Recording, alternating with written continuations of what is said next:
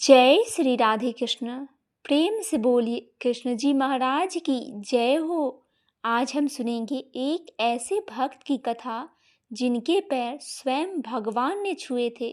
आइए सुनते हैं श्री कृष्ण और भक्त सुदामा की पवित्र और सुंदर सी कथा।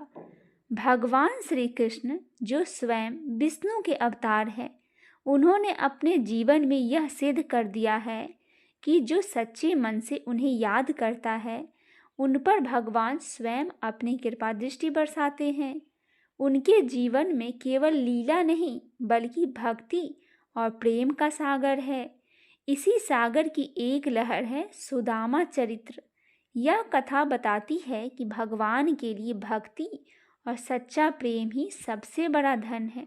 द्वापर युग में सधीपनि ऋषि नामक एक महान गुरु थे। उनके आश्रम में अनेक बालक विद्या अभ्यास करने के लिए आते थे।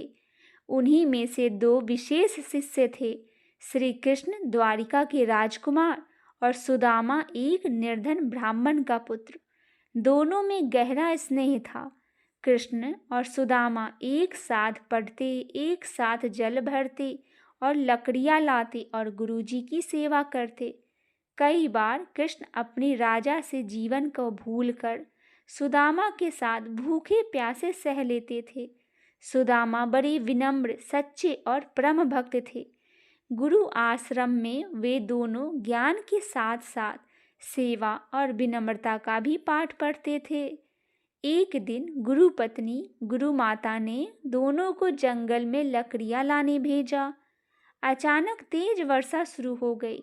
दोनों बालक एक पेड़ के नीचे जाकर भीगते रहे, पर गुरु जी की आज्ञा का पालन किया। जब वे लौटे तो गुरु माता ने प्रेम से उन्हें गले लगाया और आशीर्वाद दिया, तुम दोनों की मित्रता युगों तक अमर रहेगी। भगवान तुम दोनों के प्रेम की परीक्षा लेंगे, पर अंत में प्रेम का ही जीत होगा।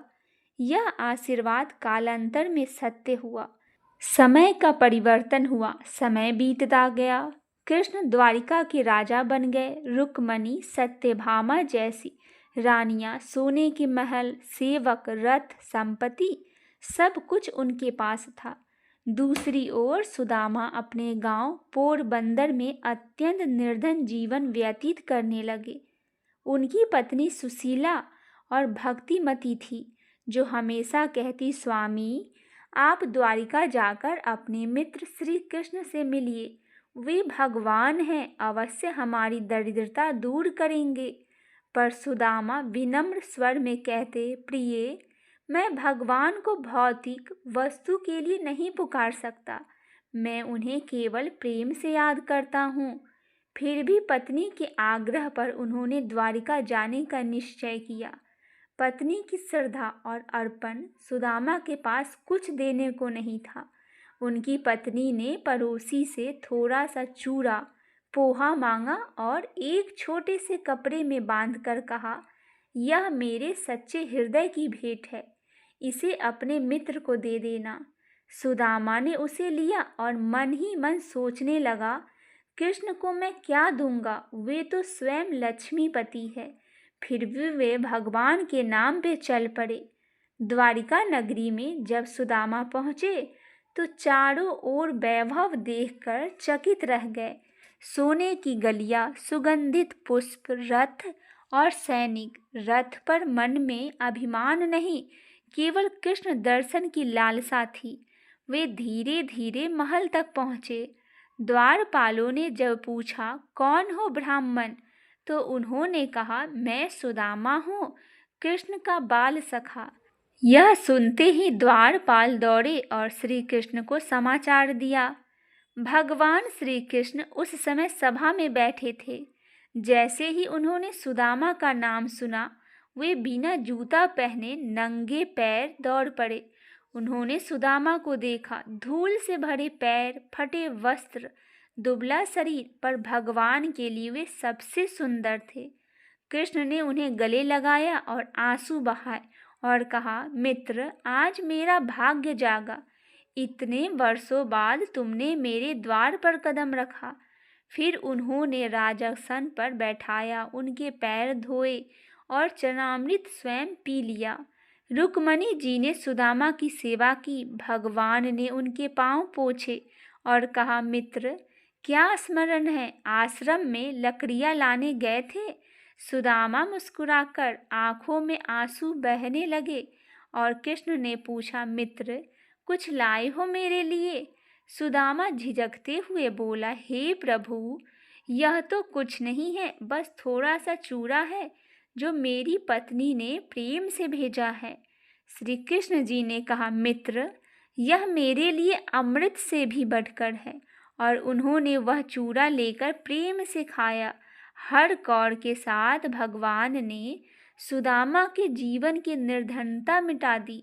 सुदामा बार बार रोकते रहे, बस प्रभु अब और नहीं, पर भगवान कहते रहे, यह तो प्रेम का प्रसाद है।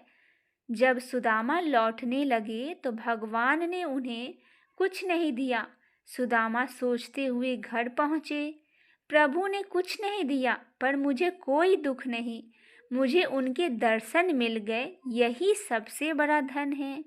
लेकिन जब वे अपने गांव पहुँचे तो वहाँ का दृश्य देखकर स्तंभ रह गए। जहाँ पहले झोपड़ी थी वहाँ सोने का महल खड़ा था। उनकी पत्नी रानी की तरह सजे वस्त्रों में खड़ी थी। सुदामा समझ गए, यह मेरे प्रभु श्री कृष्ण का प्रताप है। उन्होंने मुझे बिना मांगे सब कुछ दे दिया। उन्होंने हाथ जोड़कर कहा, हे प्रभु, आपने सच्चे भक्त का प्रेम को स्वीकार किया। आप दीन दयालु हैं, जो केवल प्रेम देखते हैं, भेंट नहीं। भगवान भक्ति और प्रेम के भूखे हैं, दान और दौलत के नहीं। जो सच्चे मन से स्मरण करते हैं, भगवान स्वयं उनकी चिंता मिटा देते हैं। कभी भगवान से भौतिक वस्तु मत मांगो, केवल प्रेम मांगो, कृपा मांगो। सुदामा की तरह विनम्र रहो, क्योंकि विनम्रता ही भक्ति का जड़ है। जिसके हृदय में प्रेम का दीप जलता है, वहाँ स्वयं श्री कृष्ण निवास करते हैं। जो न धन से झुके न भय से, वह सच्चा भक्त है। सच्ची मित्रता और भक्ति स्वार्थ रहित होती है। भगवान अपने भक्तों से भेदभाव नहीं करते। जो हृदय से पुकारे, वहाँ से वह स्वयं दौड़े चले आते हैं। इसीलिए हर हृदय में श्री कृष्ण है। बस भक्ति, नम्रता और प्रेम से उन्हें पुकारो। जो भी कोई भक्त सुदामा की तरह श्रद्धा से कहता है, हे कान्हा, मैं निर्धन हूँ, पर प्रेम से तेरा नाम लेता हूँ, तब द्वारिका से भगवान स्वयं उसके जीवन में आकर उसका दुख हर लेते हैं।